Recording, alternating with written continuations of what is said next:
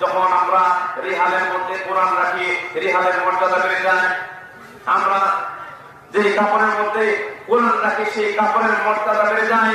তাহলে যদি আমরা এই কোরআনের রাজ কায়েম করার জন্য আমরা আমাদের জীবন দিতে পারি, এই কোরআনের রাজ কায়েম করার জন্য যদি আমরা চেষ্টা করতে পারি, আপনার আমার মর্যাদা বাড়বে কিনা বলেন? আমার প্রিয় ভাইরা, সামনে আল্লাহ সুবহানাহু ওয়া তাআলা সুযোগ দিয়েছেন। এই সুযোগ যদি আমরা কাজে না লাগাই, সামনে কখনো সুযোগ আসবে না।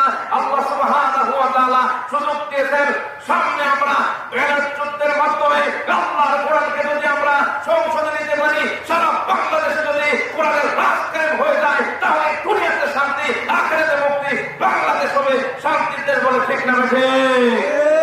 এই জন্য প্রিয় ভাইরা আমার, আপনাকে আমাকে আল্লাহ সন্তুষ্টির জন্য আমাদের ভোটটাকে কাজে লাগিয়ে, এই আমানতকে কাজে লাগিয়ে কোরআনের রাজ কায়েম করার জন্য আপনাকে আমাকে সর্বোচ্চ চেষ্টা করতে হবে বলে ঠিক না বেঠিক?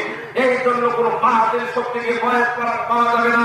কারণ ইমানদার কোন সময় বাতিলের কাছে মাথা নত করে না, তাদের মাথা শুধুমাত্র আল্লাহর কাছে নত হয়। তারা যদি জীবন দেয় তাহলে আল্লাহর পথে জীবন দেয়, কোন বাতিল শক্তির কাছে মাথা নত করে না বলে ঠিক না বেঠিক?